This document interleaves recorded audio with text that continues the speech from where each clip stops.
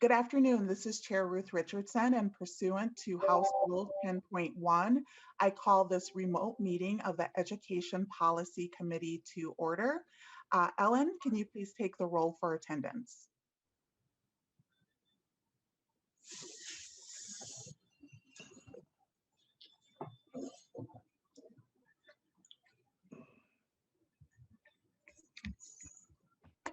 Ellen, are you there?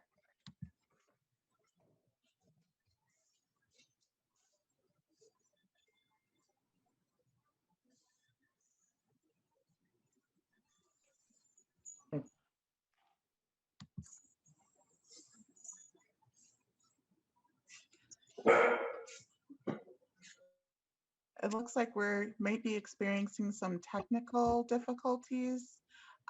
Laura, would you be able to take the roll for attendance? Yep, here, sorry, yes. Chair Richardson. Present. Vice Chair Hassan. Present. Lead Erickson. Present. Representative Bennett. Present. Representative Berg. Present. Representative Foe. Present. Representative Christensen. Present. Representative Drazkowski. Present.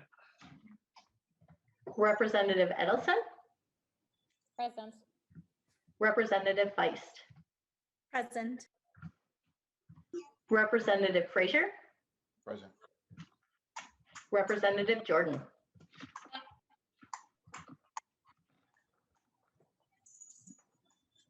Did I? Okay. And Representative Moeller. Present. Representative Mueller. Present. Representative Poston. Present. Representative Scott. Representative Scott. Representative Erdahl. Present. And Representative Waslowick. Present. Madam Chair, a quorum is present. Madam Chair, my name wasn't called in roll call. I just want to make sure that I'm marked as present. Thank you. My apologies. I will mark you as present. Thank you, Representative Keeler, and thank you, Laura, for jumping in to take the roll for us. The next order of business is the approval of the January 27th minutes. Representative Edelson, have you had a moment to review the minutes? So moved, Chair. All in favor of approving the January 27th minutes, please say aye. Aye. Aye. Any opposed? The minutes are approved. Today's hearing is going to be focused on the Select Committee on Racial Justice report and recommendations related to education.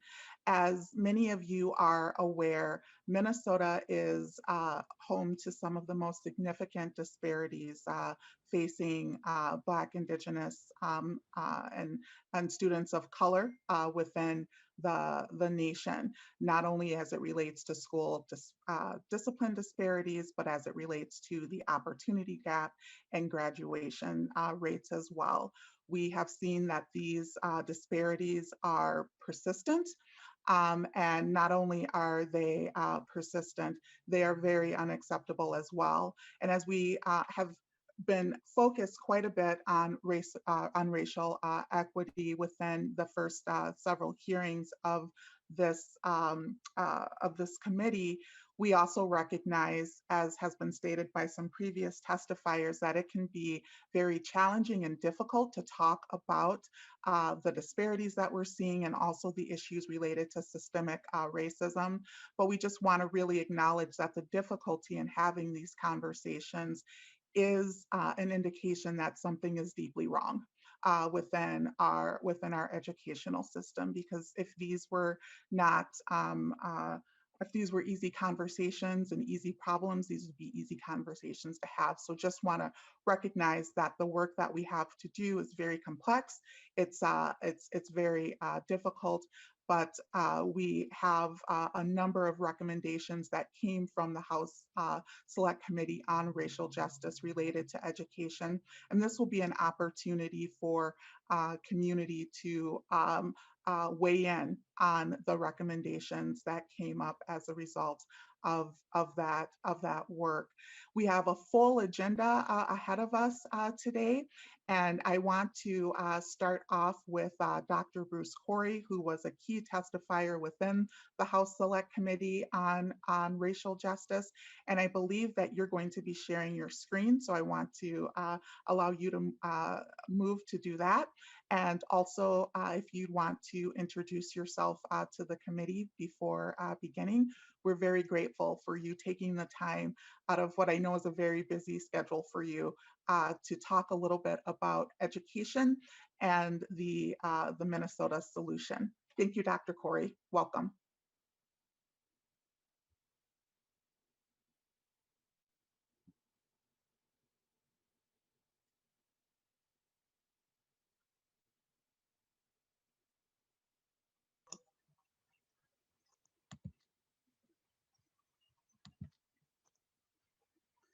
Sorry, I was unmuted. Chair, thank you, Chair Richardson.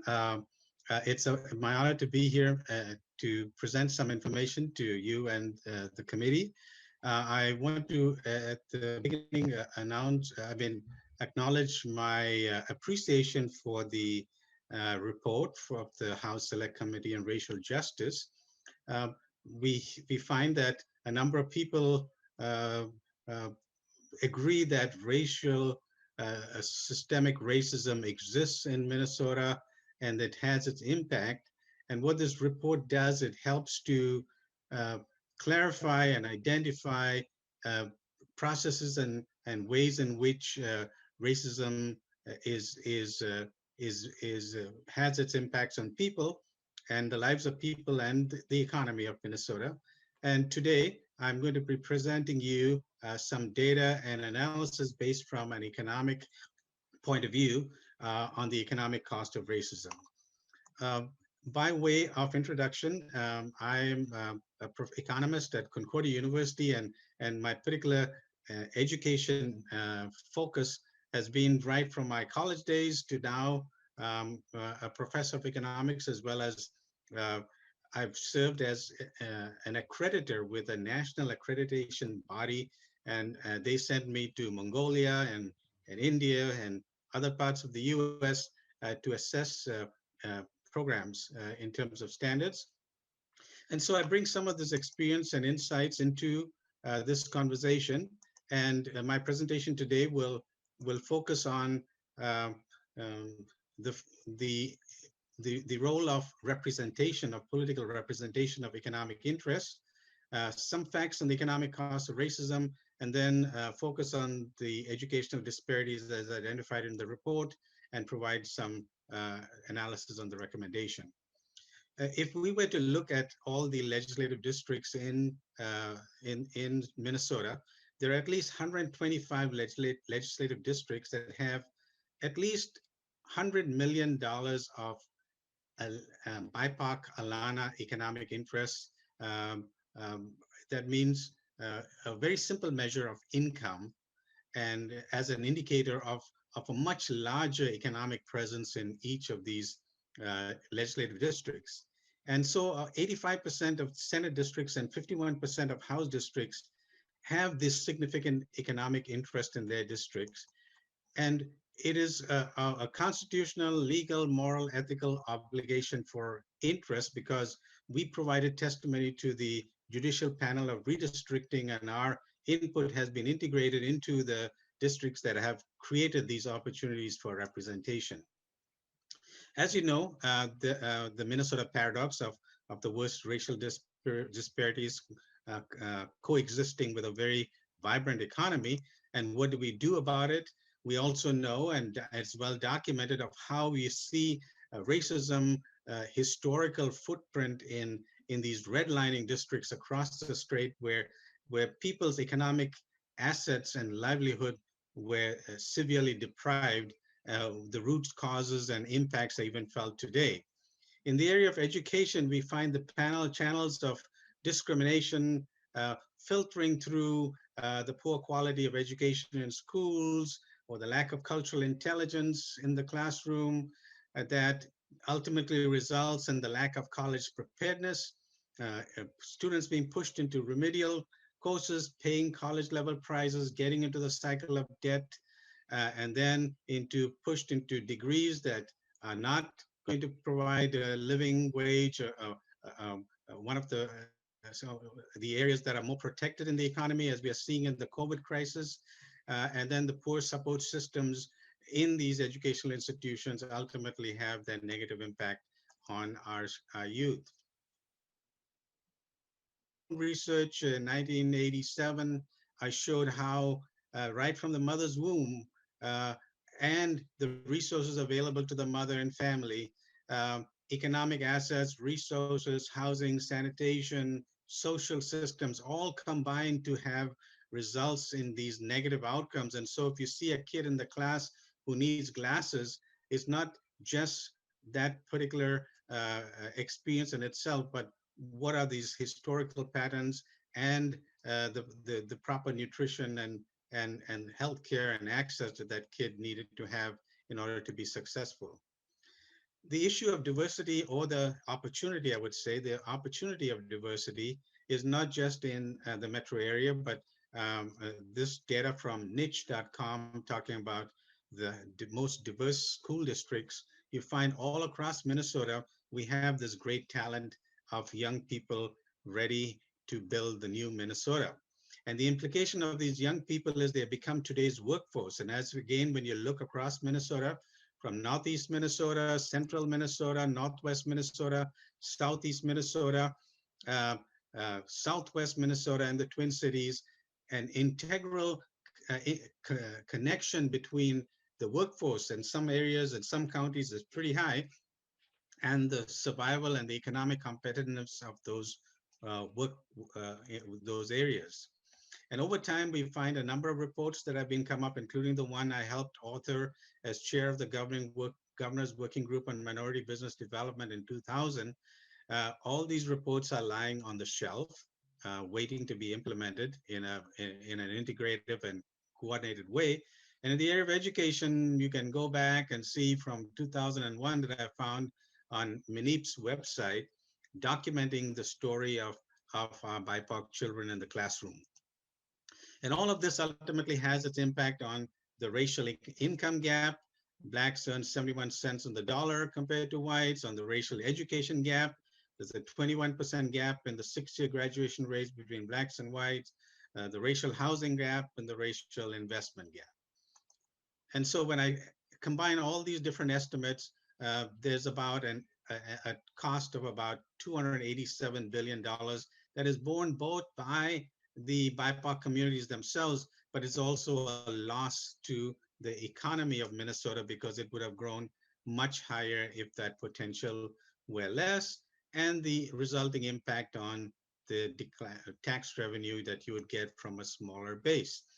And so I go in to estimate how this $287 billion is broken down between loss in income, loss in earnings, loss in business revenue, loss in home ownership, and that's how the total adds up. So the question arises is, what can be done to leverage this BIPOC assets to build the Minnesotan economy? And Representative Ruth Richardson says it well. This is about advancing and promoting equal opportunity across all of our systems in the area of education, health, housing, public safety, economic, and workforce development. I also appreciate what I've heard Speaker Hortman and Chair Moran say, that the focus on inclusion is like butter in the batter. And as a kid, I helped my mom and I helped my aunts bake these cakes during Christmas time. And I know the role of butter in that batter and how it helps makes a great cake. But the important part is that as you put the butter in the batter, the cake can be enjoyed, the beautiful cake that comes out can be enjoyed by everybody. And so how do we start moving forward? I propose that the first thing is to change perceptions from a deficit approach to an asset approach, to understand that these BIPOC communities represent $1.4 trillion economy. That's huge. That's bigger than the economy of Mexico, for example.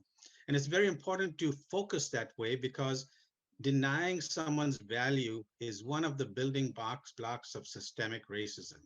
If you deny somebody's worth, it's easier to exploit them.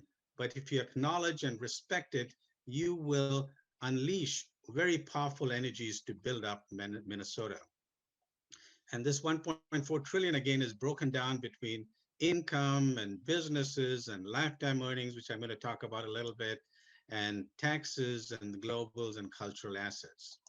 So let's focus on the education place. And I encourage Chair Richardson and the committee to look at the youth in our schools and university system as a $1.5 trillion asset. How do I get $1.5 trillion? I took about 500,000 young people in our system, and what would their lifetime earnings be if they all got a bachelor's degree? And so you see this young kid in the slide. That young kid can have a bachelor's degree or higher and get income about 3.6 million, or that kid could be a high school dropout and get income only about 900,000. So the power is in this legislative body, in this village of Minnesota, to make sure that every kid achieves that potential. And if that happens, Minnesota is going to get the benefit at the minimum of at least $1.5 trillion over the next years. And again, 1.5 trillion is bigger than the GDP of Mexico. So you have in your hand and in your power the opportunity to build up the assets bigger than the GDP of a neighboring country of Mexico. And the cost of not doing that is reflected in the lifetime earnings of current BIPOC workforce that don't have the same level of education as the rest of Minnesota. And if I add it all up, they are experiencing an economic loss of $174 billion. And that means a lot. It means a lot at the low end of the scale when people trying to survive, not having that extra money to pay for housing, food, healthcare, and transportation, and preventing their own kids from getting a head start in the future. And so when you look at the recommendations of the Select Committee on Racial Justice, they could be categorized into these 4 broad categories. And incidentally, a number of reports right from what's on the MDE's website, as well as MNEEP and others that have come before you to talk about solutions, they can fall in these categories. The first, very important, is it's important for the kid entering the classroom or the youth entering the college that the environment is welcome and inclusive. They not only have to learn, but the social relationships that they achieve between the student and the teacher, between the student and their own peers, can have permanent positive or negative impacts on them. And we know it for a fact that our BIPOC kids are facing huge mental and emotional trauma because of some of these negative experiences that they have. So if you want to talk about systemic racism, how it continues in the system, we have to look at the inclusive and welcoming environment in our learning environments. The second bucket is that we need to have world-class education. Even though we might be talking about the achievement gap, the bar is very low in Minnesota. We are not globally competitive compared to a kid coming out of Singapore or places like that. And so we have to raise the bar considerably with considerable investment to raise the quality of education for everyone, and with a special focus on the ones left out. And then we need to have cultural intelligence and representation in the teachers and the staff and the curriculum that are, and I know it for a fact, being a professor, what difference can it make by having someone in the class who might know or who might be able to get an additional insight or to share about the economy, the ethnic economy in Minnesota. But this is important because it's tied to how someone receives knowledge, how someone's grow, how someone's potential is realized.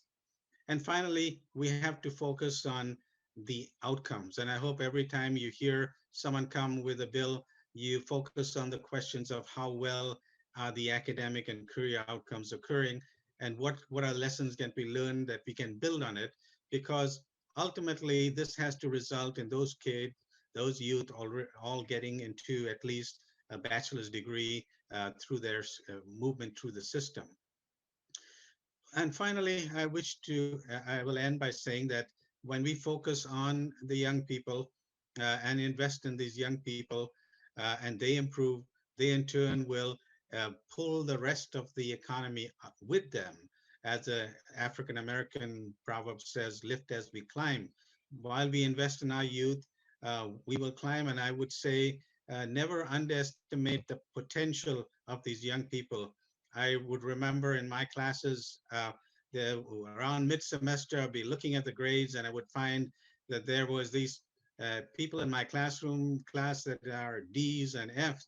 So I'd throw them a lifeline and say, hey, listen, my final is comprehensive.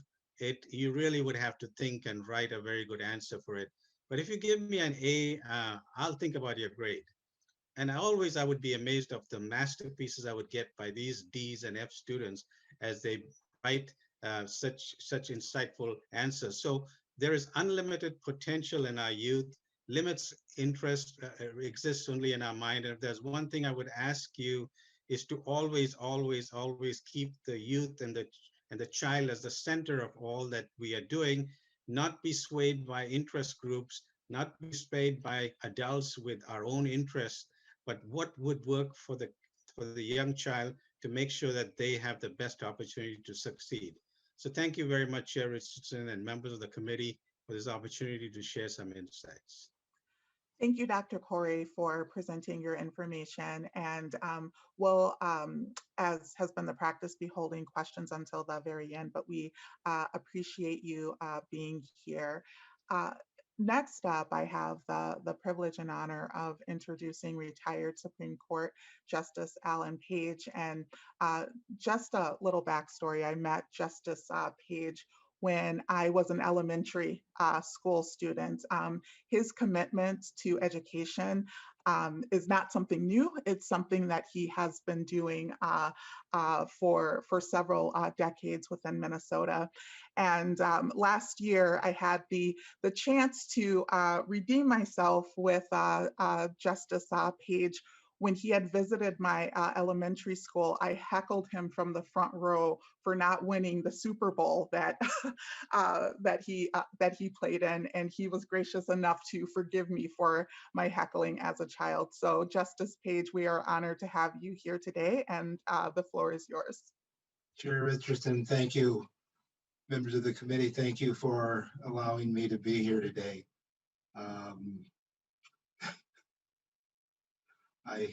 I laugh only because that heckling from the crowd is that spirit and energy of children that for far too long we have been, for lack of a better word, beating out of them through an education system that, quite frankly, has failed them. It has failed them systematically and systemically. And as you know from the committee's report, when you stop and look at the stark numbers, it is frightening what we are doing to a whole class of children who are creative, who are curious, and who have the ability to perform. But yet we say time and time again, in order for these children to perform, we have to fix their families, we have to fix their surroundings, we have to fix any number of things. The fact is that if we give these children educational opportunity, we can create change. Now, I come to this, as you noted, with a long history. It started for me seeing the conflict between athletics and academics and figuring out that what I was seeing was an academic problem, not an athletic problem. It continued through my time on the court, reading transcripts of young people's testimony at hearings or trials where they had been accused of some crime. And one thing was always clear: those young people's it was clear from their testimony that they had never learned to think critically.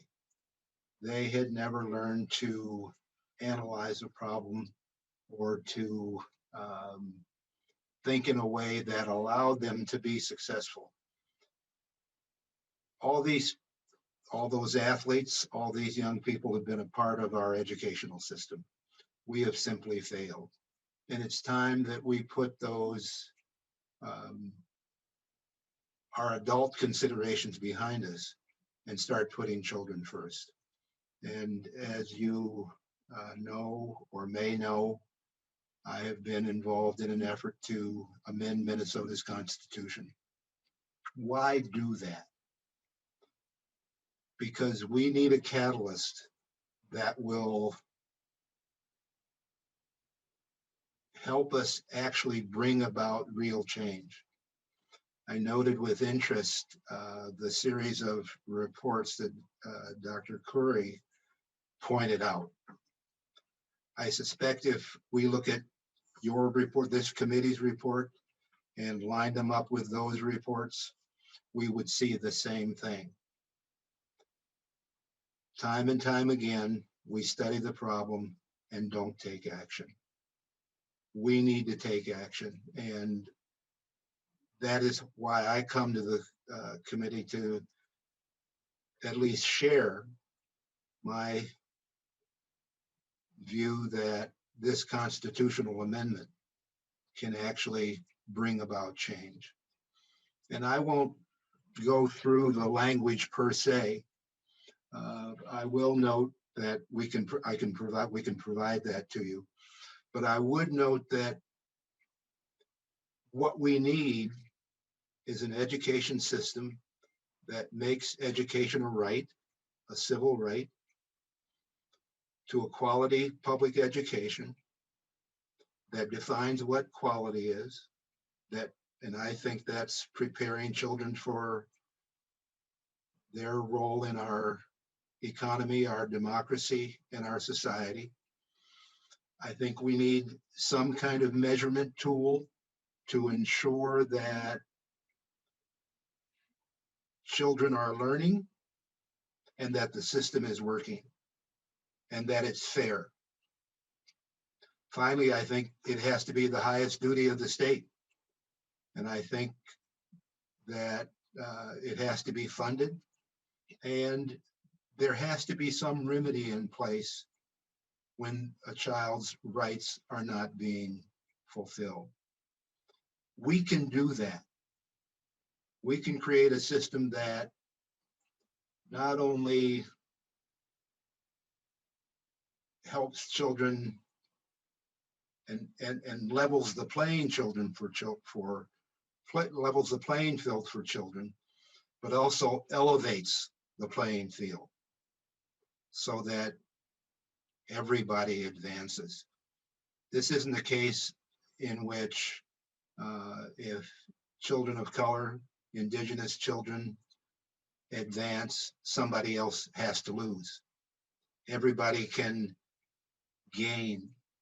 And I would encourage the legislature to think seriously, because at the end of the day, given our history, given what has come before and what we haven't done, at the end of the day, we're really presented with two questions.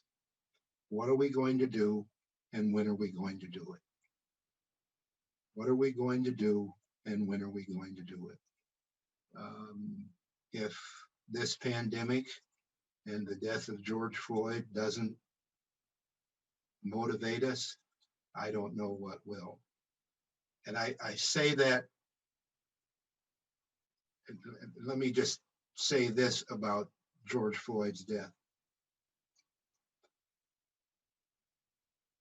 Many of the students at Justice Page Middle School live in that area. Those children have a right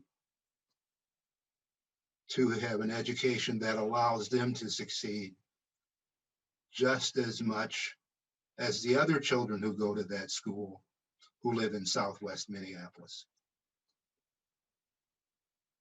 We just have to, as adults and as those in charge, decide whether we're going to create that education system. And so thank you again for your work, for the committee's work, and for this opportunity to speak. Thank you, Justice Page, for your testimony and also for lifting up the reality that when BIPOC students do better, everyone does better. I think it's an important reminder. And when we think about diversifying our teaching workforce, when we have diverse teachers, all students do better. So we're not talking about a scarcity mindset of who gets more, who gets less. We're talking about lifting all students up. So I appreciate your testimony on that. Up next, I have Nevada Littlewolf. Thank you, Chair Richardson. Really happy to follow Justice Alan Page.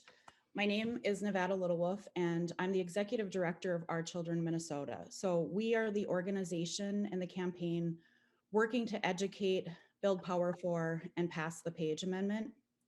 I'm really just excited to be at this hearing today. I'm also just want to thank you, Chair Richardson, for your leadership as the co-chair on the House Select Committee on Racial Justice and the report that we have to talk about today. I spent a lot of time watching the hearings from last fall and reading the report, and it's just really good work. This committee's work has really been long overdue in Minnesota, and I'm personally very grateful for the leadership here. I'm a citizen of Leech Lake Nation and the state of Minnesota. I am a mother to a 17-year-old daughter with Down syndrome who goes to public school. I also went to public school in Minnesota, and I'm grounded in my Anishinaabe teachings and doing my best to walk a good path and do work every day that sets up the next 7 generations for a good life. The report states that disparities in academic achievement are not caused by innate differences between the academic ability of students of different races. Rather, a compounding set of circumstances limits the opportunities afforded to children and prevents too many from reaching their full potential. And it's really because of these compounding circumstances that we need systems change. We know that social and economic outcomes are directly linked to students' access and care in our public education systems. Later, the report states taking an intersectional approach, we can see there are also stark disparities for Black, Indigenous, children of color with disabilities. The report's findings are clear about who is negatively impacted and those lasting lifelong effects. Each year that goes by without addressing systemic racism not only costs our state and country billions of dollars, but shuts out our biggest asset, the diversity of our communities. And I really appreciate Dr. Bruce Corey talking about that earlier in his presentation, that we have to really talk about this from an asset-based approach and understanding what that means for the future of Minnesota. 30 seconds. The report and citizens alike call upon the Minnesota legislature to address this now and to enact laws and policies that address racial disparities and build a more abundant state for all of Minnesota. And the Page Amendment is the transformative policy that creates systems change by flipping the focus from educational systems, which we know are inherently problematic and designed without communities of color and Indigenous people in mind, It flips it to our children's right to quality education and their needs. The Page Amendment is the policy solution. I also want to thank Justice Alan Page, who's the architect of this policy. So, Madam Chair, I am here to partner with you all in solving education gaps, whether it's achievement, disciplinary actions, graduation rates, college readiness, and otherwise. We have support from individuals, businesses, organizations, tribal nations, and a growing list of supporters every day, including bipartisan legislative support. My passion and commitment is to ensuring that we're getting it right today for future generations of our state. So thank you, Madam Chair. I appreciate this opportunity and I look forward to the work ahead.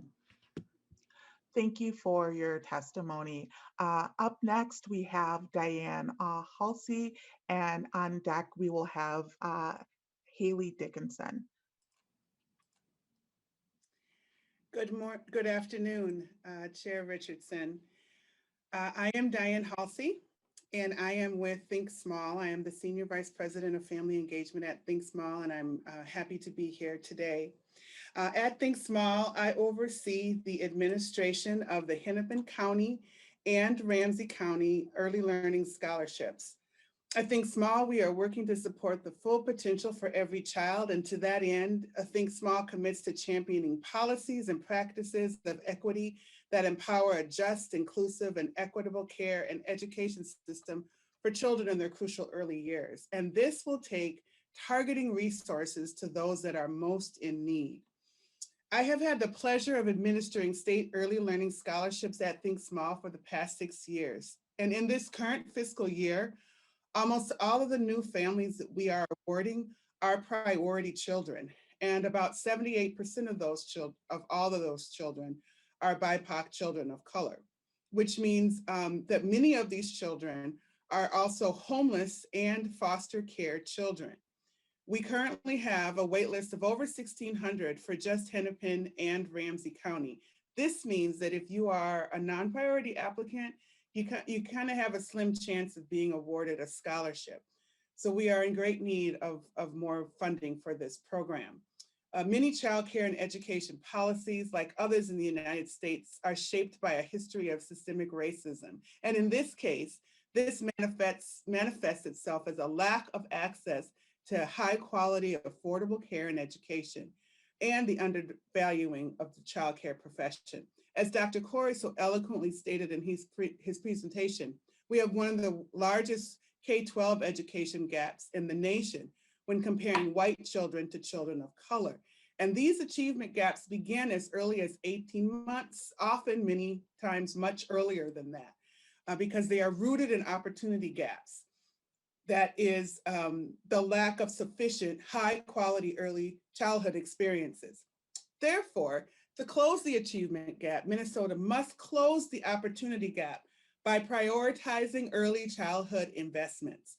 Right now, our best investment the state can make is targeting early childhood investments to our most vulnerable children, many of whom are BIPOC children, children of color. 30 seconds. We be able to target investments to these low-income families. However, we must be flexible. Any effort to release the cap on early learning scholarships will allow communities across the state to use the funds as needed, and which would mean in the Twin Cities, fewer children would have to leave in the middle of the year. To close Minnesota's achievement gap, we must close the opportunity gap by ensuring all children can participate in quality early care and education opportunities and start kindergarten ready to succeed. Early learning scholarships are a fundamental policy of an equitable child care and education system. Thank you. Thank you for your testimony. Up next, we have Haley Dickinson, and then on deck, we have Sitlali Escobar. Thank you, Madam Chair. My name is Haley Dickinson. I am a senior at North St. Paul High School, and I do PSEO at St. Cloud State. I'm not a student of color, so my testimony is really going to be based on my observances, both as a student and as an advocate. There's been a lot of discussion around systemic racism in regard to police violence. That racism is also very present in the education system. As has been stated, there is a very large and widening opportunity gap in Minnesota for a variety of reasons. Disciplinary practices is a big one. Disproportionately, students of color are being suspended as early as elementary school. And the real question there is, what message is that sending? How is pulling students from class really helping them? The reality is it's not. It's not helping to set students up for success and build the set of skills that they will need in life, but rather is focused on discipline and punitive measures that do not help to improve that skill set. So we really need to start shifting from that norm toward practices with restorative and transformative principles. Another big one is mental health. Horrible access to mental health in schools in Minnesota, even worse now with the pandemic. This is important to all students, but especially students of color. I used to be involved in gun violence advocacy, and disproportionately in Black and Brown communities, there is a lot of community violence. This has nothing to do with Black people being more violent or anything like that, but it does have partly to do with a lack of resources, including mental health, that aren't available to young people and the rest of the community to stop that cycle of violence. And as someone mentioned, that's just one example of the emotional trauma that continues to worsen. And to that point, there's also a need for a focus on mental health professionals of color.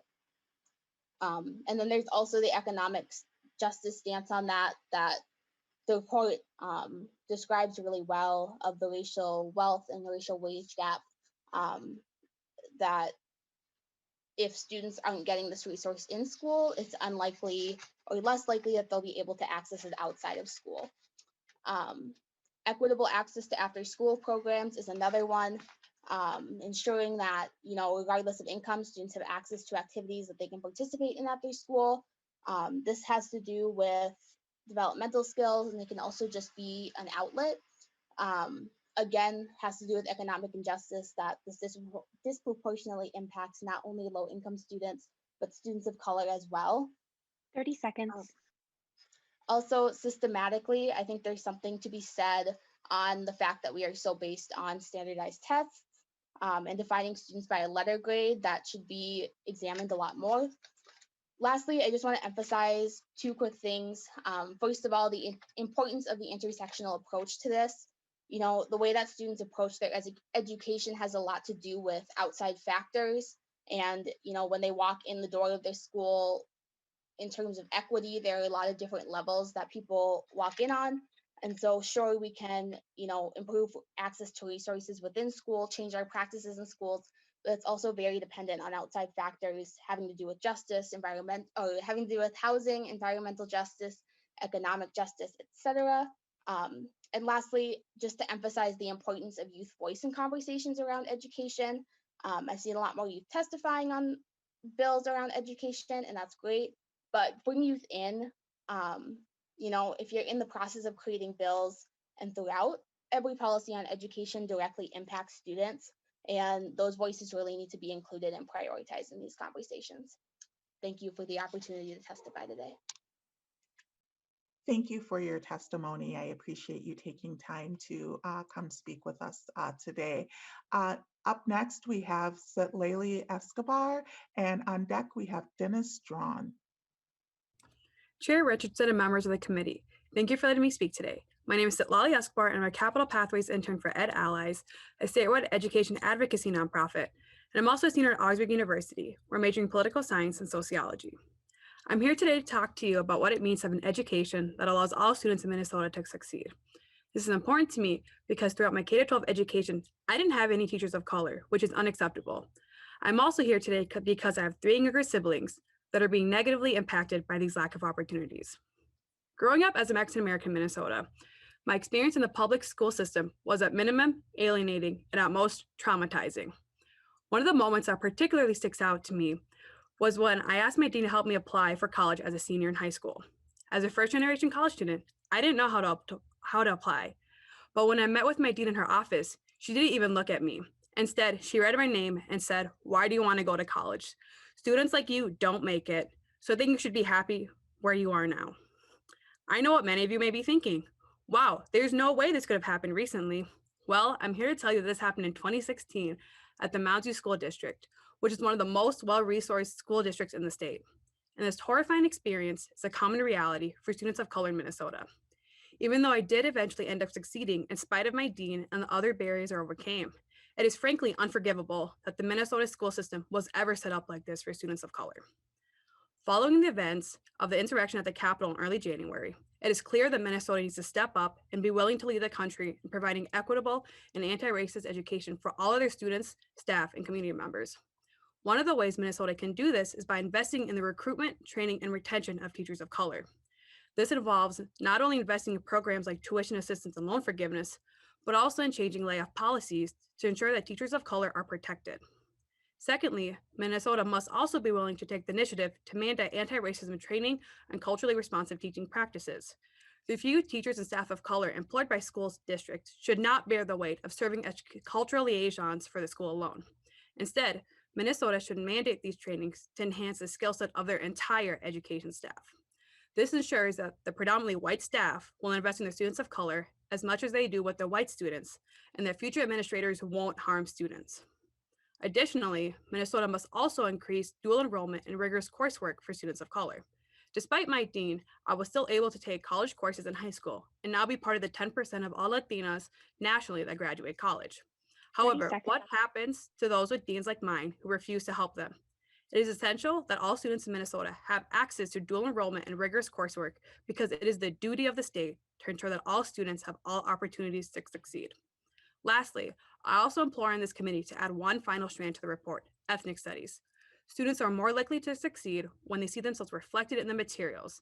And as Minnesota continues to diversify, its curriculum needs to expand to include narratives from communities of color to ensure the success of all students.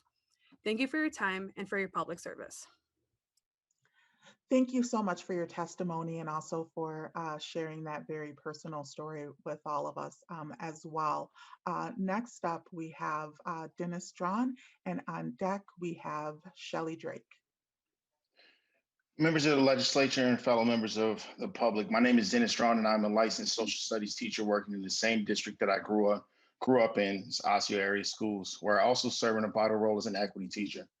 With the COVID-19 pandemic still raging in America, it has highlighted the inequities and racial disparities that have always existed in our system.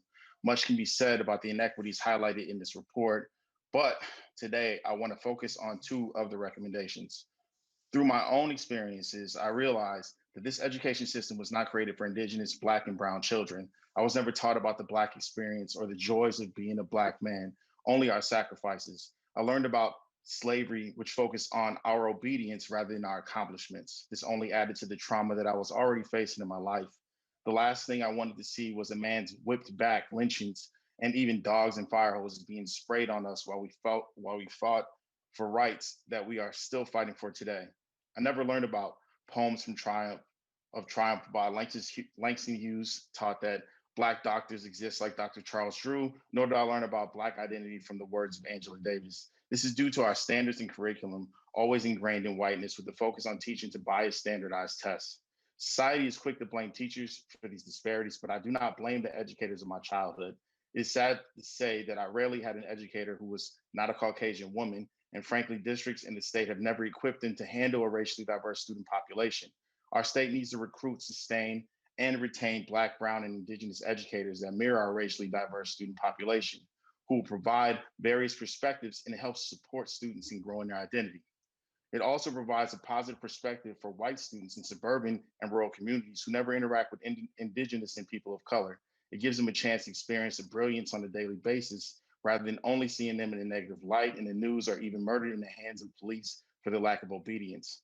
We need to add more counselors and social workers to school support the impact of trauma that is impacting our students. We need to also examine how we can support the mental health of teachers that are trying to navigate the trauma students have and what they have on a day-to-day basis. If we had sufficient counselors, they would have learned that my cousin who stepped in as an older brother because my brother and father were incarcerated was murdered near my home. They would have found out some days the only meals I ate were at school because my mom worked multiple jobs trying to support my younger brother and I. How can anyone expect anything of our Black, Brown, and Indigenous students to learn when they are dealing with trauma in their personal lives and induced fear of the racism that society has normed? We need action now. Schools and students cannot afford to put their trust on empty words and promises. We We need to see an emphasis on recruiting and retaining educators who mirror our racially diverse population because every student deserves it. I need legislators to think about the kid who is dealing with so much right now with no one to talk to because no counselors, social workers are available to talk. Please remember this, the trauma that these students are dealing with won't just disappear when the pandemic is over. Educators and students need funding and resources now more than ever. Please help us use this opportunity to reshape education for the betterment of all students and rewrite some of the wrongs that have hurt generations. Thank you. Thank you for your testimony, and also thank you for sharing your very personal story as well. Up next, we have Shelly Drake, and on deck, we have Aidil Abdul. Thank you, Madam Chair, and members of the House Education Policy Committee. I'm here today to testify regarding the importance of fully funding the Increase Teachers of Color Act. My name is Shelly Drake, and I'm a biracial female educator in the Osseo School District, the same district that Dennis works in. I currently serve as the new teacher mentor. In 1990, Dr. Rudine Smith Bishop published an essay about the importance of providing young readers with diverse books that reflect the multicultural nature of the world in which we live, as they serve as mirrors, windows, and sliding glass doors. This idea holds true as we need to increase teachers of color. Teachers of color provide mirrors for students of color to see their lives and experiences reflected. Research has shown that teachers of color boost the academic performance of students of color. Black teachers tend to have higher standards of achievement for Black students than white teachers do, resulting in higher test scores, increased graduation rates, and success in college. This is important as we consider the ongoing struggle of eliminating the opportunity gap. My 19-year-old son said that he resonates with teachers of color, drawn to the only one he had as a 5th grader. He knew the Black female educator believed in him unconditionally. Her expectations never wavered as she championed him to be his best. Our students of color need and deserve to be in classrooms of teachers who look like them and who wholly identify with their lived experiences. Teachers of color are windows for all to look through, thus providing multiple perspectives for the entire school community. It is crucial to have our voices and experiences at the center of all conversations to break down stereotypes and interrupt systems of oppression. Currently, students of color make up 35% of Minnesota students, but teachers of color only make up 4% of all teachers. Schools need to be filled with positive role models of all races that represent the community they serve. Teachers of color are sliding glass doors that open to allow students of color to walk through. If we want to draw future educators into the field of education, we need to have people who represent them standing in front of them in the classroom. 30 seconds. When I asked my 21-year-old son why he thought it was important to increase the number of teachers of color, he said, "Representation matters."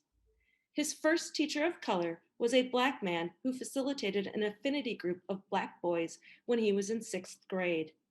Until then, he thought that it was not an option for Black and brown-skinned people to be teachers. Finally, the door to teaching was open for him. Thank you for your support to provide mirrors, windows, and sliding glass doors by fully funding the Increase of Teachers of Color Act. Thank you for your testimony. Up next, we have Aidil Abdul, and on deck, we will have Tiana Bryant. All right, thank you so much, Madam Chair, Vice Chair, and members. Good afternoon. My name is Aidil Abdul, and I am a pissed off Somali autism mom. Again, thank you for allowing me to testify and speak for my son and so many others like him. My son, and I repeat this, the date, the time, and the year that he was suspended every time I testify because I want it to energize me and I never want to forget that day. He was suspended on Thursday, May 3rd at 5:18 p.m. in 2018 by teacher Kelly Morris and principal Jason Anderson from Jefferson High School in Bloomington Public Schools. My son has nonverbal autism and did not, nor does he now understand what suspension is or comprehends cause effect. Nevertheless, Kelly and Jason kicked him out from his educational environment. As you are aware and have seen data after data, Minnesota has a horrible and shameful record for racial discipline. This is not an accident. It happens and will continue to happen because there is no accountability for the teachers, nor the principals and the administrators. This is also not an accident, members of the committee. So now what? Now what? As a parent, along with many other families, we cannot keep asking the same question every legislative session. And I've been here since May 3rd of 2018. While nothing happens, nothing meaningful passes, and it's just heartbreaking. For students with special needs, I want to just concentrate on for students with special needs, as you know, are also disproportionately affected by suspensions and expulsions. So I want to suggest some ideas. As I learn and dig what other states are doing, I came across Wisconsin statute, which is attached hopefully to your, it's in your packet somehow, hopefully. Please take a read under the suspension one, particularly question 4. And it states the following: may a suspension be appealed? The answer: a parent or student may within 5 days following the commencement of a suspension have a conference with the school district administrator or his or her designee. The designee may not be the principal, an administrator, or a teacher in the child's school.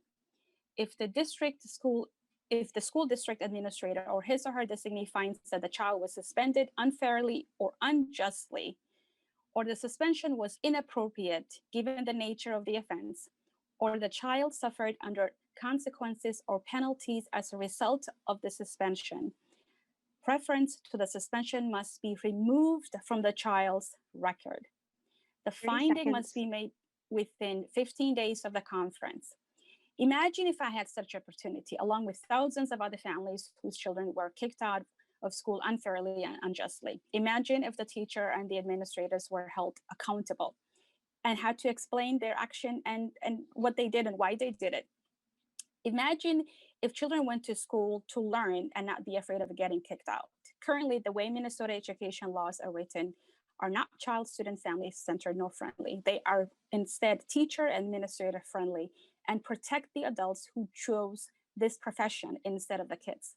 My son communicates with device and is routine oriented, as many kids with autism, as you are aware, are. Yet his teacher took away his communication device, disrupted his routine, and then when she didn't understand what he wanted him, she punished him for it for 5 days and kicked him out of school. And she did that because she knew there would be no accountability. There's no transparency. We don't hold the teachers accountable. We don't hold the principals accountable. So I'm going to end with this. It's heartbreaking to hear the stories of the people that testified before me. It's heartbreaking to hear my story. I've been traumatized by this. I can hardly drive by Jefferson High School. Please, members of the committee, think about what other states that are doing better than us, which is almost all of them. What are they doing right? And what can we do to mimic that? I thank you, Madam Chair and members, so much for your time. Thank you so much for your testimony and also being willing to share such a personal story with us today. We appreciate your time and testimony. Up next, we have Tiana Bryant, and on deck, we have Kezia Ojika. Thank you, Madam Chair and members of the board. My name is Tiana Bryant. I am a Minnesota native. I'm a mother of 6 sons as well. 4 of which have attended PICA Head Start, Parents and Community Action, which is one of the largest, it is the largest agency in the state of Minnesota. I have 4 sons that went through PICA, as I mentioned. Today, I just want to share with you some of the ways that Head Start and its diverse staff have benefited my children and I. In Head Start, my children are taught by teachers of color. 95% of them are teachers of color, many that look like my children. they understand the challenges that we face every day. I can trust the teachers at Head Start, and they always know what's best for my children. My children's teachers at Head Start, they take the time to get to know them and see what's best for them. As I mentioned, I have 6 boys, and as many of you know, they have so much energy, can be very active, often learn best by doing. Head Start teachers understand that, and they take into account each child's unique learning style. My children are really engaged in learning and can't wait to go back to Head Start. They've been distant learning, of course, but they can't wait to get back. On the other hand, I have a 19-year-old who recently graduated from the public schools here. It was definitely a struggle going through school with him and not seeing a lot of teachers that looked like him or didn't understand where he came from or the things that he went through. He had his times of being suspended for things that I did not think and I know that weren't right. They don't always get the respect that they deserve as individuals. And they don't always tune in the way that I've seen the Head Start teachers tune in with them. I know that they have a lot on their plate, I get it, but it helps a lot when they look like and speak like the same language and can really relate to their students. As I mentioned at Head Start at PICA, I had a lot of opportunities to be involved and to know the importance of my children's education. As I mentioned, I'm a Minnesota native. I didn't have teachers of color, many teachers. I think I had one coming up in elementary school, and I have to admit, it made me feel inferior because I didn't see the importance of who I am with my color. And as the man mentioned before, just showing the videos of the slaves lynching and things of that nature, I didn't see my importance of me being who I am. I believe that more teachers put in the positions that can teach our children would help out so much. I have a son, as I mentioned, who's 19. He lost 2 of his friends back to back during this summer. I live North Minneapolis. The crime rate has went sky high. And I know that if they had teachers of colors, if they had someone who can understand them, who can help them to know the importance of education, that they wouldn't be in these streets taking each other's lives. They will see the value of having an education to know that there's so much more here that they can get out of the things that the environment around here shows them, the statistics that they're put under.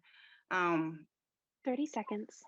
Head Start has taught me so much in being involved with my children's education, as I mentioned before, and to interact with my children at home to support what they're learning in the school, especially during this distant learning time. It has really helped me out.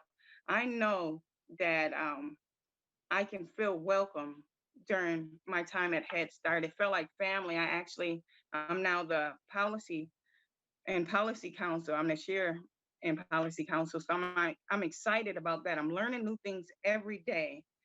And I know that families of all races, ethnicities, and cultural backgrounds are welcome too.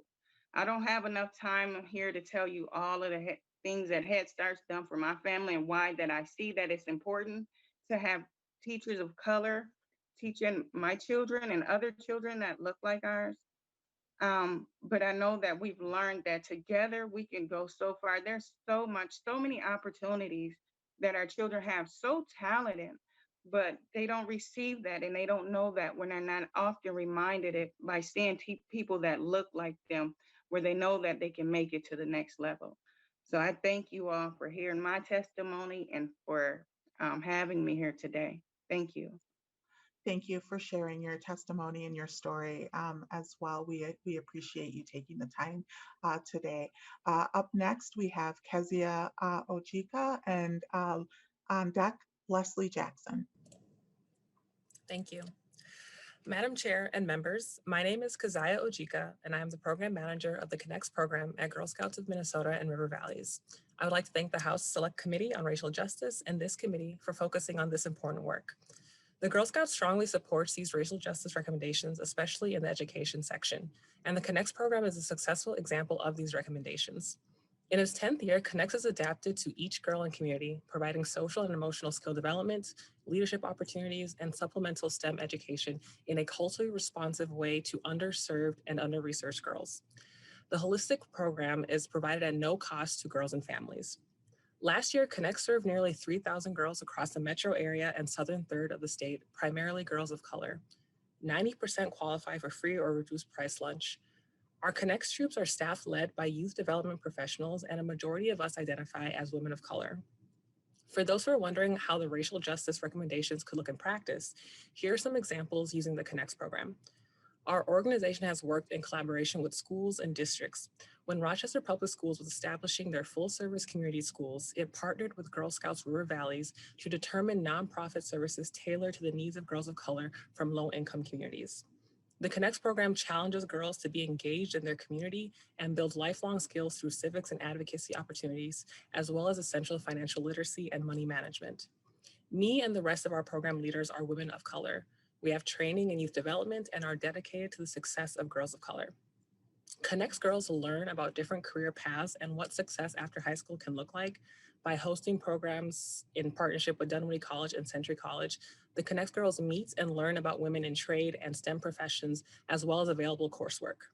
We provide guidance and assistance as girls apply to college and seek financial aid, often sharing our own experience navigating these systems. The outcomes of this program are proof that these recommendations can work. 2 in 3 of Connects girls will be the first generation college students. 73% of the Connects girls are more confident as they have stronger social emotional skill sets. In the St. Paul Public Schools, where 93% of program participants are girls of color, 91% graduate high school on time, and 7 in 10 girls utilize Connects exclusively. That means this is the only leadership and college and career readiness program these girls are exposed to. So, Madam Chair, the Connects program is an example that these racial justice recommendations can and do work. When the time comes to implement these education policy recommendations, the Girl Scouts encourages you to consider programs like these for partnership and investment. Thank you for your opportunity to speak today. Thank you for your testimony. Up next, we have Leslie Jackson, and on deck, we have Dr. Campbell, Dr. Kathleen Campbell. Thank you for having me today. My story is no different than those before me, but I experienced racism. Born and raised in Minneapolis, I attended several Minneapolis public schools. I was one of the first in my group of students that graduated from North High in the class of 75 to be a transplant for desegregation in the Minneapolis school program. I was attending John Hay and was placed in Nokomis Junior High, where I had my first racial experience with a professor who ripped my shirt up, telling me my seams were wrong, scolding me in front of the classroom, alienating me. At the time, I didn't know about racism because I grew up with people in my family who graduated and was studying at the University of Minnesota. And words that were called nigger and that was not allowed because we weren't, because anything you want to read, you put it in a book. So we spent time reading, and books were a Christmas gift in my family. As I said, I experienced racism to the point where the Board of Regents had to get involved for me to graduate. I didn't know if it was the professor, the staff, or the students. I worked security, I worked recycling. I sat in classrooms where I was questioned why I even was there on a full scholarship. Mind you, I am an older woman, 63 as the age right now, on a full scholarship, disabled with a traumatic brain injury, that obtained a scholarship with a BS Environmental Science Policy and Management, where I was ostracized by classmates, made fun of by professors, reported every incident to the EOAA. Once I finished there, I got enrolled after school program at Jenny Lind, North Minneapolis, where I had created my interest in working back in my community as my family members have done, being the first county Black attorney, godfather, first criminal judge Poston. So education was instilled in me. But working there as an after school aide and wanting to place air monitors and rain gauges because I was fascinated about it, working at the public pollution control, it gained an interest with her being over North Minneapolis. So I left there being screamed at by an assistant principal, a white lady, that I wasn't wanted there, nor anything I had to offer. So with the pollution control, the National Weather Bureau, that project of mine had got shut down at Jenny Lynn, where they have a high level of asthmatic children. I also witnessed the behavior of those white teachers, and I have to say it because that's what I seen, and the black ones who ignored what was going on. I witnessed that same assistant principal have a child blocked in an elevator with another person I don't know, had a child walking back and forth like a caged animal. Overhearing some of the conversation, if you don't listen to me, I will call the police on you. I was stunned and thrown back, taking the class to the assigned classroom. I also experienced getting hit hard off my feet while walking by a social worker, the same social worker with my after school supervisor, laughing at children calling each other nigger. I witnessed a child beat another kid, and when I stopped it, I asked why. He said, oh my God, the words that came out that young man's mouth was unastonished to me. Reporting it to that same supervisor, she told me she's protecting the child from me because I wanted the phone number to report the child's behavior to the parent. And what about the child that got abused? She hurried the child off. Next thing I know, I'm ostracized. I got certified for the Lung Association to try to make the difference because of the high asthmatic. They're taught to collaborate with the nurse as well as the liaison who used to be a security there for the family. And both of them reported me and said my plan was good, but I'm in their way. I don't know. All I wanted to do is use my degree in science to bring to my community, to educate my community about the pollutants and the toxins. And everyone talks about the black teachers. Well, being at the University of Minnesota and dealing with all the racism and the hidden racism there when you report it, which needs to be investigated, as well as those professors and the limited amount of black students from Minnesota, and you really want to get to the roots of it. I didn't know what was going on there. But you want black teachers, Minnesota's not producing them because of the racism that we 30 endure seconds. in the school. All I'm saying is we need to change. We need to investigate. I love Minnesota. The education I have is totally changed from those that my great-grandchildren are getting now. Thank God they're not in Minneapolis public schools, but they're getting a good shake in the suburbs where everybody moved from.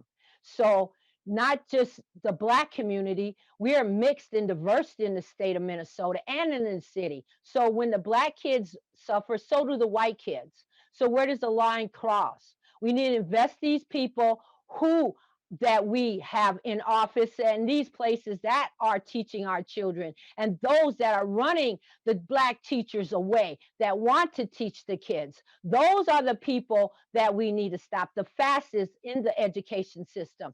And I will advocate and I will write my story all the way fully out in detail and submit it to this committee. I thank you for your time. And also, since I graduated, I sit on 4 different environmental justice committees within the city of Minneapolis, helping the injustice that we endure as a community in the city. You do one injustice, it injustice us all, and it's been known for a fact. It's not about color. It's keeping only the strong survive. Thank you. Sorry to have to cut you off. Thank you. We've got several testifiers ago. Thank you so much for coming today and sharing your story and being willing to put more in writing for the committee. We appreciate that. Dr. Kathleen Campbell, and up on deck, we have Dr. Julie Bunn. Thank you, Chair Richardson and members of the House Education Policy Committee. My name is Dr. Kathleen Campbell, and I'm the Dean of the School of Education at the University of St. Thomas. I'm here today to speak in support of the recommendations that were outlined for the education sector in the House Select Committee on Racial Justice report. Speaking as a dean who oversees teacher and administrator preparation programs, as well as a former public school kindergarten teacher, I think it's imperative for us to take action in order to address the challenges that are facing us in education. Specifically, there are 4 findings that I'd like to highlight from the report. First, I echo the sentiment that we need to increase our investment in recruiting, training, retaining, and promoting BIPOC teachers. At St. Thomas, we're able to reduce the number of credits required of teachers in training by utilizing our non-conventional grow your own pathways. We partner with school districts in order to offer degrees in shortage areas like special education. And research shows that not only do BIPOC teachers help to close the academic or opportunity gaps for students of color, but they also benefit all children because they now are able to see racially diverse teachers. Second, we strongly advocate implementing stipends for mentor teachers and paid student teaching opportunities. While we have managed to secure some funds for scholarships to support our students to become teachers, the need is far greater than the funding support that we're currently able to provide at this moment. Third, the School of Education fully supports mandating training for teachers, both current and those who are becoming teachers, paraprofessionals, and administrators in anti-racist, culturally responsive, trauma-informed, and restorative practices.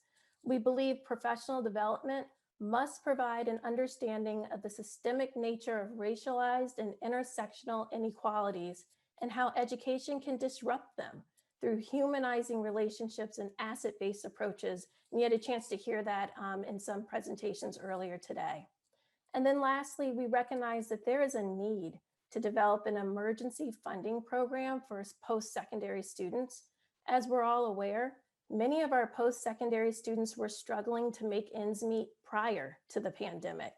Now it's become even more difficult for them to pay for their basic necessities while also attending school. So in closing, I'd like to thank you for this hearing to discuss the Racial Justice Report and its findings. And as a Dean of a School of Education, I personally felt it was imperative to advocate for supports that are needed in the education sector to positively impact children. Thank you for your testimony. So we currently still have 3 testifiers to go, and we have 4 members with hands up. And so I'm going to ask the remaining testifiers if you could keep your remarks to 2 minutes, and you may also submit written testimony as well if there are things that you do not get to. Dr. Julie Bunn. Madam Chair and members of the committee, thank you for this opportunity and also for the opportunity to have heard from my fellow Minnesotans in the powerful and personal testimony today. I'm Dr. Julie Bunn. I'm the Executive Director of the Minnesota Council on Economic Education, organization that for 60 years has been devoted to increasing financial and economics literacy education in Minnesota, primarily through the teaching of teachers to deliver economics and financial literacy education in Minnesota public and private schools over that time period. I'm here today to support the recommendation of the select committee to increase and require financial literacy education, not only for all Minnesotans, but in particular for students of color, BIPOC students in Minnesota. Minnesota strongly believes that all Minnesotans need access to this education, but in particular, if it's not delivered equitably and equally across the state and available to all students at a level of quality, that in fact, it would lead to a widening of the opportunity and education gap rather than narrowing it over time. So we must have that equity into the delivery of financial literacy education. In 2013, standards within social studies for economics and finance in Minnesota were implemented. Those are undergoing review and revision this year. Within those were standards for financial literacy for personal finance are embedded. At the high school level, those benchmarks require about 9 to 10 hours of personal finance education in our high schools. 30 seconds. Nationally, we know that financial literacy education is poor financial knowledge in the Minnesota. We also know that there's tremendous racial and gender gaps with financial literacy. We also know that, I'm doing bullets now for your time, we also know that even 10 hours of financial literacy education at the high school level leads to tremendous behavioral changes among students in the near term and over the longer run.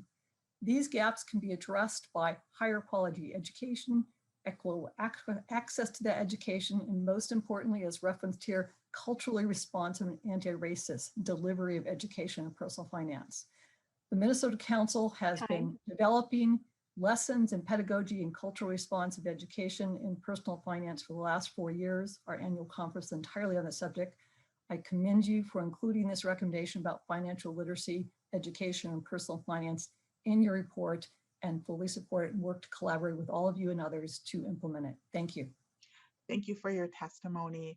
Barb Faber and Bill Kelty is on deck.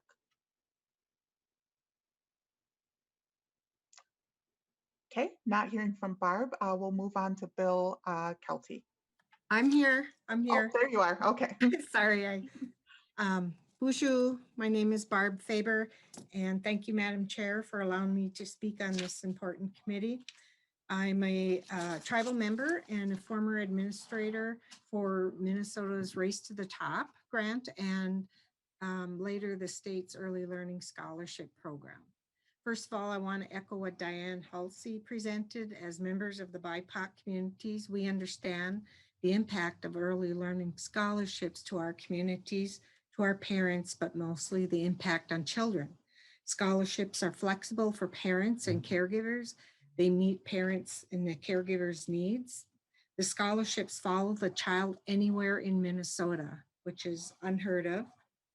Scholarships mean quality care for BIPOC children. We all know that there are huge gaps here in Minnesota, especially for BIPOC children. We have the lowest graduation rates, but we have the highest dropout rates. We have the highest out-of-home placements, and we also have the highest number of suicide rates, as well as poverty rates. These numbers are not what Minnesota should have. We need to invest in our early learning opportunities for BIPOC children. We need to look at those numbers and put our efforts where it counts, early childhood. When we invest in early learning scholarships, we are investing in children by putting them into high quality early childhood settings that have a high impact on laying a strong foundation of learning, and it 30 seconds. promotes parent engagement. So there are gaps right now in early childhood and for our Indigenous children. And in my experience, the most promising program has been with Early Learning Scholarship Program. So we have the data. Learning starts at birth, and years of brain research has given us the roadmap to make a difference in a child's life. We need to look at that. We need Time. Okay, sorry. Thank you. No, thank you for your testimony. And also, if you have more to say, please feel free to submit that in writing. Next up, we have Bill Kelty, and on deck, we have Helen Bassett.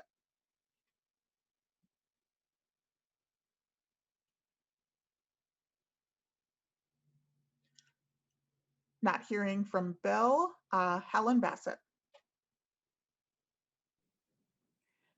Hello, Madam Chair, and thank you. Thank you, Madam Chair and members, for having this hearing and certainly for my opportunity to speak today. My comments, and I did submit a presentation and I do have it. And with your permission, Chair, I will show that and hopefully it will come up. You know, I'm always Please proceed. with this. Okay. And so, of course, you know, I've already, you know, shared my thanks and for being here, and a little bit of background about myself here too. I am currently a school board member at Robbinsdale, but here today to really talk about, now if I can just advance this thing. And I did submit it. So I think I don't want to be, you know, get bogged down here. So I think what I'm going to do is just go ahead and speak because you have limited time. But so my first comments, and of course, I want to also pay homage to the work that the Select Committee did on racial justice in the final report. And my comments are drawn from this today and to a large extent, and also House File 217. I'm speaking specifically in support of increased diversity in the ranks of Minnesota school teachers for Indigenous and people of color, and then also to create pathways to create and maintain opportunities that support the development of shared cultural understanding among teachers, students, and leaders, setting policy. So in our own school district in Robbinsdale, we have actually adopted for our legislative platform this year, 30 enhanced seconds. Jeepers Creepers, enhanced educator workforce. And I guess I want to just, maybe I'll go quickly then over to the statements that was made by the 2019 Teacher of the Year. We need to ensure that our board members reflect the populations of the districts we serve in their entirety. Plainly put, representation matters. It matters in the classroom. It matters at the board table. The Minnesota Public Radio has several times alluded to the importance of having leadership that reflects the communities that we serve in public education. I can't speak strongly enough about that. Our board recently adopted an equity policy. We're now trying to work toward infusing our equity policy into the policies and practices that we have in our district. That does not happen overnight, and it requires strong leadership and committed leadership. And so, well, thank you very much, committee, for this important meeting today, and thank you for the opportunity to speak. Thank you, Ms. Bassett, for sharing the information and also for including that within packets as well. It looks like we now have Bill Kelty. You do. Can you hear me? Yes, please proceed. Oh, good. I apologize for that. Thank you for this opportunity. I represent a group of diverse educators, school members, parents, teachers, business entrepreneurs, and students who have formed a nonprofit and have a website that contains all of the research and rationale that supports our legislative initiative. Last term, prior to the pandemic, we had secured 46 signatures, bipartisan support on language calling for a systemic change in public education in Minnesota. During that session, Representative, you are one of those who signed on our legislation. Last October, I spoke for the allotted 3 minutes at the hearing on the House Select Committee on Racial Justice. I was preceded by a number of agencies and individuals calling for a systemic change in education, and I was able to offer a solution pointing to our website. Since December, we have been hosting Zoom meetings with legislators and have commitments from these legislators to sign on our newer version of the legislation. Our nonprofit, Innovate Instruction, Ignite Learning, is seeking support for legislation that impacts all students, including the gifted. We are proposing that the focus of teaching and learning in our schools, K through 12, be on thinking.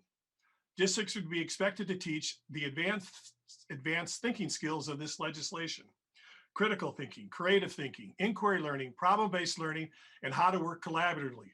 All would be taught to all students K through 12. If taught with fidelity, this research supporting these advanced skills provide ample evidence, positive evidence, impacting student achievement. More students of color and disabled students would be identified for gifted programming. All students would be engaged in learning and motivated to learn and be better prepared for advanced coursework in high school, trade school, and in college. The research we have is on the website in this argument. Please have your LA contact us and I'll reschedule the meeting we had earlier this season and let you know more about this and provide you with the evidence about student engagement and motivation to learn. And thank you. Thank you for your testimony. Being that we only have 2 minutes left, I want to remind members that we are not meeting on Wednesday, but you can tentatively plan on Friday hearings on March 5th and March 12th from 1 p.m. to 3 o'clock p.m. We will start first with questions from Representative Scott, and if you could be as brief as possible because we want to get to as many as possible. Thank you, Madam Chair. I had just a brief question for Dr. Corey and one brief question for Justice Page, and I'll just shoot those out right now. Dr. Corey, you said that the bar is set very low in Minnesota compared to other countries such as Singapore.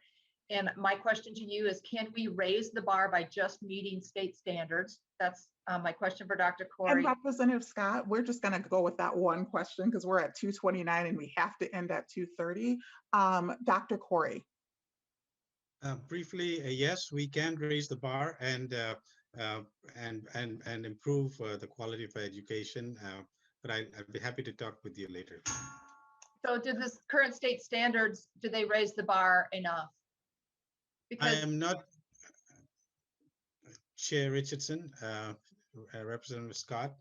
I am not intimately familiar with existing standards. I'm familiar with the outcomes, and the outcomes definitely show that we need to move up. Thank you. Representative Frazier.